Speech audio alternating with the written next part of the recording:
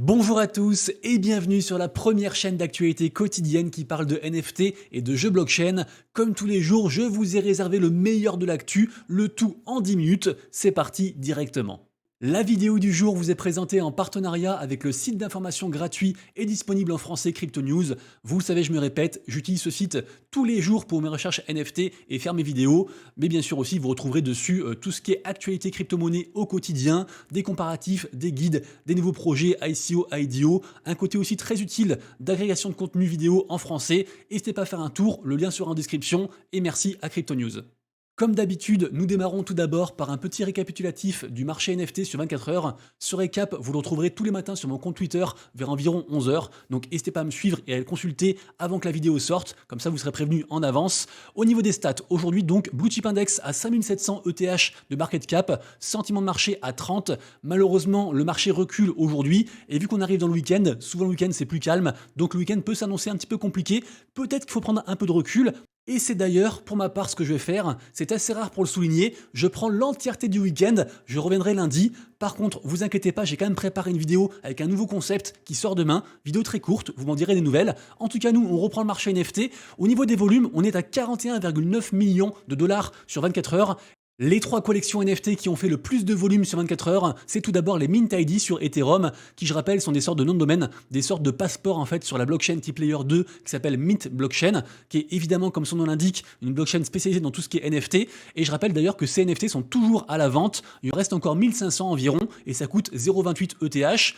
En seconde position, on a Crypto Undead sur Solana. Alors il y a beaucoup de choses à dire, sachez que la collection est pas mal retombée post-reveal, c'est quand même souvent le cas, mais là elle est quand même vraiment beaucoup retombée, elle est seulement entre guillemets à 6,6 sols, et en fait les gens sont déçus, il y a toujours beaucoup de FUD par rapport à cette collection-ci, qui je rappelle est sortie à 20 sols juste après du coup le sold out, donc très élevé, et n'a fait que s'écrouler, et pour le coup je suis assez d'accord avec ce thread de la part de Loki the Bird, qui nous explique en fait que cette collection-ci, comme du coup 90% des autres collections qui existent, dans 6 mois, elle ira à zéro.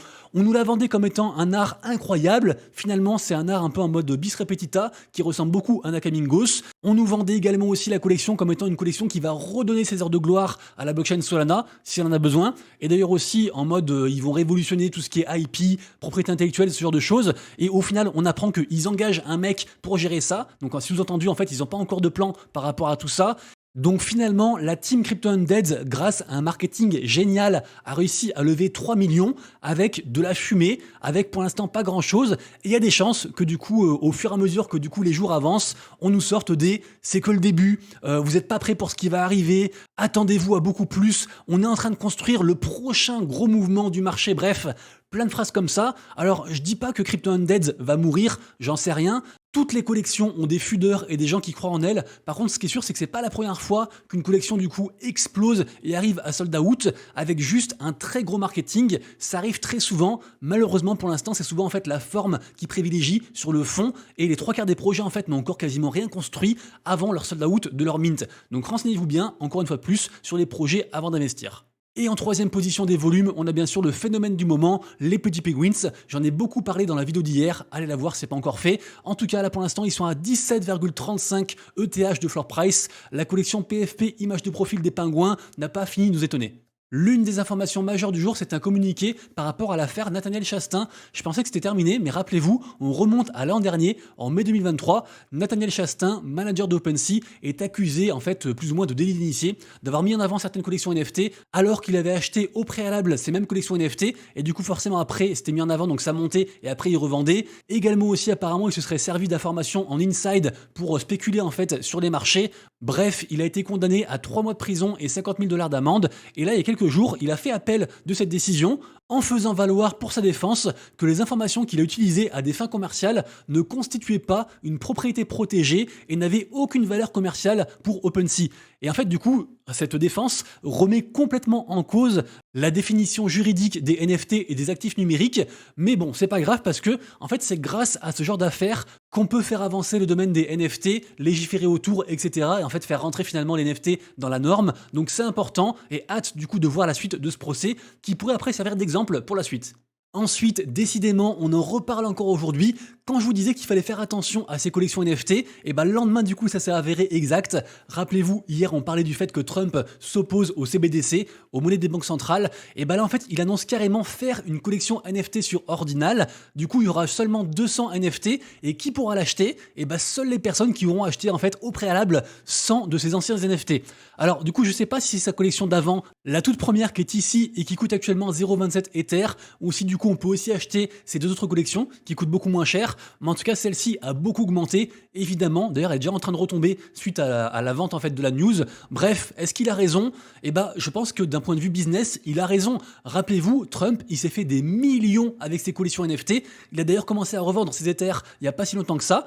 Alors même si au niveau moral c'est plus que douteux, au niveau business, comme je disais du coup il a raison, puisque en effet il y a toujours une grosse hype sur le côté Ordinal, sur le côté NFT Bitcoin. Binance vient juste de sortir un rapport en fait de recherche sur les plus grosses tendances crypto, et qui arrive en tête de liste, et c'est Ordinal. C'est assez fou. Évidemment aussi au niveau des des datas sur cette blockchain, sur Bitcoin, c'est juste incroyable. Il y a de nouveau une grosse hype. On a plus de 56 millions de NFT qui ont été inscrits sur Bitcoin. Donc pour l'instant, c'est pas prêt de s'arrêter, et moi je pense vraiment que l'Ordinal feront partie intégrante du prochain bull run. 3 infos générales ensuite pour ceux qui ont suivi. Il y avait le Forum économique mondial à Davos, et du coup pendant cet événement, on a 9DCC qui a été élu comme la marque Figital de l'année.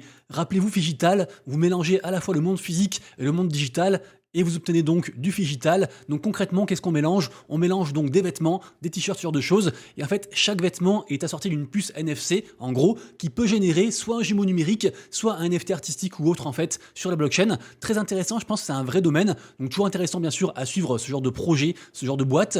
Ensuite, rappelez-vous, il y a quelques jours, je vous annonçais la sortie d'un deuxième téléphone Solana.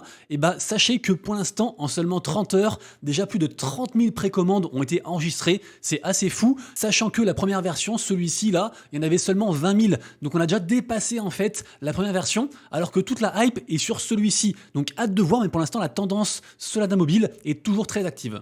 Petite info sympa ensuite, c'est sorti, c'est disponible. Coinbase NFT a sorti un nouvel outil pour créer des NFT, donc on-chain sur Ethereum, directement en quelques instants. Ça s'appelle Instamint. Du coup, c'est généré par l'intelligence artificielle à partir d'une photo. Donc, c'est gratuit, ça coûte rien, si ce n'est bien sûr les frais sur la blockchain Ethereum, qui sont évidemment un petit peu élevés. On connaît bien sûr, il n'empêche que cet outil pourrait être très intéressant pour beaucoup. Info suivante, la semaine prochaine, il y aura plein de news, il y a plein de gros projets qui arrivent, donc j'ai hâte d'y être, vraiment pas mal de choses, mais surtout, du coup, ça, ce sera impératif à surveiller. Ça se passera lundi, gros teasing de la part du cofondateur de Magic Eden, la marketplace qui marche de mieux en mieux. Donc du coup, Jack Lew qui nous apprend que ce lundi, donc, il y aura une des plus grosses mises à jour, une des plus grosses annonces jamais faites, même il en dort pas tellement il est excité. Alors est-ce que du coup, c'est la fameuse marketplace en collaboration avec Yuga Labs qui va protéger du coup les droits des créateurs de collections NFT? Je ne sais pas, mais la hype est au maximum. Je continue ensuite avec la collection NFT Azuki qui est actuellement à 7 ETH. Rappelez-vous, ils ont fait des grosses annonces dernièrement. Ils ont annoncé carrément faire un animé dirigé par le mec qui a co-créé Code Geass. Bref, super hype. Ils ont aussi annoncé en fait se rapprocher de plus en plus de l'univers animé de manière très générale. Et là du coup, c'est exactement ce qui se passe, puisque en effet, on a Dingaling qui est une des plus grosses baleines, un des mecs les plus riches de l'écosystème côté NFT. Il a plein de Azuki d'ailleurs. Donc ce mec en fait a été approché par le Kara Design de Street Fighter pour utiliser un de ses NFT Azuki et en fait en faire un animé. Donc vraiment très cool, et je ne peux que imaginer la sensation que ça doit faire d'avoir un de ces NFT utilisé dans un animé. Ça doit être génial. Et sinon, pour rebondir, on parle des pods d'Azuki de la collection NFT Ether. Donc du coup, les raids ont bien été lancés. Et pour la faire courte, c'est plus ou moins du stacking avec récompense. Et ils ont promis en fait 200 000 balles du coup de récompense digitale et physique à la clé. Et pour finir la partie info générale, on parle de Imaginary Ones qui décidément continue à étonner. Ça fait franchement plaisir puisque en effet, ils nous teasent ce qu'on imagine être un partenariat avec l'exchange OKX et le wallet de OKX qui s'appelle donc OKX Web3. Alors sur le teasing, on voit du coup des cartes. Donc on imagine que c'est du coup une nouvelle expérience gaming qui est liée au gros écosystème qui sont en train de build et qui s'appelle Bubble. Et rappelez-vous, Bubble est alimenté par la crypto qui s'appelle Bubble. Donc on imagine aussi bien sûr un listing sur OKX. Également aussi, on peut déjà en fait gagner des passes pour avoir accès à l'écosystème Bubble. Et d'ailleurs, je rappelle que cet écosystème Bubble, il avait commencé en fait avec leur seconde collection NFT, parce qu'à la base, ils ont ces NFT à 1,36 ETH, et après, ils ont sorti en fait des nouveaux NFT, les du coup Bubble Ranger, un truc comme ça, qui coûte je crois 0,2 ETH, avec également aussi un jeu qui est disponible sur Google Play et App Store, qui apparemment apparemment très addictif, très sympa, un peu une sorte de Fall Guy en mode jeu de course aussi. Bref, ce projet a très bien marché, et là ils sont en train de s'orienter de plus en plus côté gaming, même s'ils gardent aussi accès à d'autres domaines. Par exemple, ils sont aussi partenaires avec Hugo Boss. Bref, ça me fait une transition parfaite pour la partie blockchain gaming, la seconde partie. Je commence avec le gros phénomène du moment, la grosse tendance des play to airdrop, ça cartonne, et ici on apprend que la blockchain de type Layer 1 Saga va du coup faire une deuxième saison. Ils ont déjà fait ça en décembre, donc ça commence demain, c'est ouvert à tous, c'est aussi en partenariat avec 3 blockchains du coup partenaires, donc Avalanche, Polygon et Solana. Ça concerne une dizaine de jeux, plein de tournois, et en gros à l'issue les gens en fait recevront du airdrop de token Saga, donc n'hésitez pas à vous renseigner, vous aurez bien sûr le lien en description. Je parle ensuite du jeu de cartes Cross the Edges. Alors je dis jeu de cartes, oui certes ils ont un jeu de cartes qui est sorti, qui est disponible et qui marche bien, mais Cross the Edges c'est bien plus que ça, ils ont aussi des bouquins, ils ont un gros univers, ils bossent aussi sur un MMO actuellement qui s'appelle Cross the Edges Rise. Et là, c'est encore autre chose, c'est un truc assez attendu, on en apprend plus sur les terrains. Alors ce qui est intéressant, c'est qu'il y en a un petit peu pour tous les prix, de 200$ pour le niveau 1 à 50 000$ pour le niveau 5. Apparemment, ces lands seront aussi, entre guillemets, corrélés à des vrais terrains dans la vraie vie, et ils vont aussi générer en fait leur token, le token CTA. Bref, ça commence à prendre forme, renseignez-vous, ça bouge vraiment beaucoup côté Cross the Edges.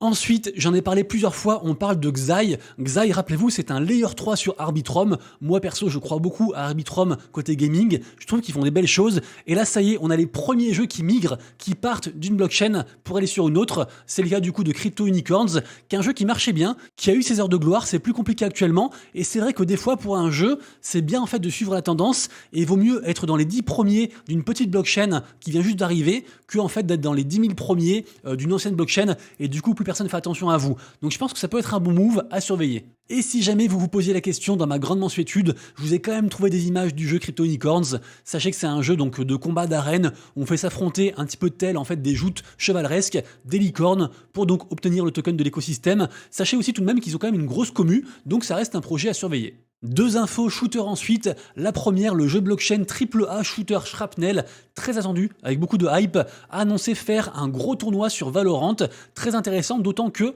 on pourra gagner donc stablecoin, plus aussi des packs extraction pack qui servent à avoir accès du coup à l'early access de jeux, plus on imagine aussi le token Shrap de l'écosystème, donc intéressant. Et deuxième info, par rapport à ce projet que je ne connaissais pas, qui s'appelle donc Badman Robots. Alors là du coup c'est la pré-alpha, donc c'est des images vraiment très early, mais pourquoi pas se renseigner sur ce projet et voir s'ils vont annoncer comme tous du coup un mint, peut-être un token aussi. En tout cas ça me paraît propre au niveau image. En tout cas, au moins 2 projets qu'il faut impérativement surveiller. Je pense vraiment que ce sera des grosses victoires. C'est d'une part le projet Playumber, des studios Playumber.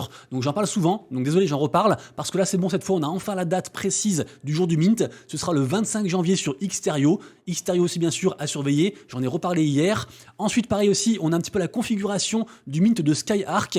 Skyark aussi pareil, très attendu. Il y aura en tout 8000 NFT dont la moitié en public. Donc n'importe qui, même sans whitelist, pourra en récupérer. C'est soit dans cher, donc au maximum a priori ça coûtera 0,6 ETH, ce qui est assez cher, mais Skyark pour moi ça va dépasser ce prix là. Après bien sûr j'en sais rien, mais vu qu'ils ont aussi annoncé un token et que c'est très hypé et qu'ils ont aussi levé de l'argent entre autres grâce à Binance Labs, j'ai envie d'y croire. Également aussi ça c'est à surveiller attentivement, puisqu'en effet on a la Chain qui arrive très bientôt. Rappelez-vous, c'est la blockchain en fait de Utopia, un gros projet qui s'appelait avant NFT World. C'est une sorte de Minecraft pour la faire courte, version blockchain. Bref, depuis ils ont renommé, ils arrivent plus puissants que jamais, ils ont leur token, ils ont tout, ils ont aussi programmé un airdrop, j'en parle souvent, je vous mettrai tout en description. Et donc là en fait c'est l'annonce par rapport aux nodes qu'ils vont vendre. En général ces premiers arrivés du coup c'est les moins chers, ça démarre à 0,1 ETH, et après du coup plus on mine tard, plus on achète ces nodes tard et plus ils augmentent. Et bien sûr aussi après, en plus que ce soit des NFT, on aura donc des airdrops et bien sûr aussi on aura des récompenses par rapport aux validations de la blockchain. Ça c'est pareil pour tous les nœuds. Bref, renseignez-vous sur Utopia et la Chain, ça pourrait être un truc très sympa à l'avenir. On parle ensuite d'une collaboration étonnante, franchement j'y croyais pas. On a en fait Gazero qui est pour l'instant top volume sur Polygon. C'est le second jeu en fait, c'est une sorte de jeu un petit peu social en mode aussi RPG sur téléphone, et c'est le second jeu en fait du fameux Move to Earn Stephen qui avait cartonné au dernier cycle. Et donc tout ça pour dire qu'il faut une collaboration avec Xpet. Xpet, rappelez-vous, c'est le fameux en fait jeu Tamagotchi qui est du coup incrusté à Twitter, qui marche pas mal. Le token est encore présent. Il n'est pas encore mort, il coûte actuellement 0,48$, ça se passe sur Arbitrum. Donc du coup c'est une collaboration cross-chain avec 2 projets très pyramidal dans l'ambiance, mais assez sympa. Ils proposent du coup des trucs à gagner, pourquoi pas essayer de faire ça aussi pour vous, c'est des quêtes, ce genre de choses. Et pour terminer, dédicace à la légende Magnus Carlsen, quintuple champion du monde des échecs en blitz, donc en version rapide, qui donc, sur son compte Twitter officiel, il a quand même 1 million d'abonnés, et c'est juste peut-être le meilleur joueur d'échecs de tous les temps. Magnus Carlsen qui tweet donc à propos du jeu AnyChess, dont j'ai aussi pas mal parlé, j'ai d'ailleurs fait une vidéo sur ce projet. C'est un jeu qui mêle à la fois donc les échecs, la blockchain et un petit côté fun aussi, avec des transformations de pièces, pas mal de choses. Ils font aussi une grosse campagne actuellement avec 100 000 $ à la clé, c'est gratuit pour tout le monde, donc n'hésitez pas bien sûr à vous renseigner. En tout cas, ça fait super plaisir de voir des gens avec une si belle image tweeter publiquement à propos d'un partenariat avec un projet Web3. Merci à tous d'avoir suivi la vidéo. Si vous avez aimé, pensez au petit like. Et nous, on se quitte comme toujours avec les NFT et les mints à surveiller. Vous avez juste à faire un arrêt sur image ou à passer par le lien en description. Je vous souhaite une excellente journée. On se retrouve demain pour la prochaine vidéo. Et d'ici là, bien sûr, prenez soin de vous, de vos proches et de vos wallets. C'était Monsieur Rabbit. Des bisous. Ciao.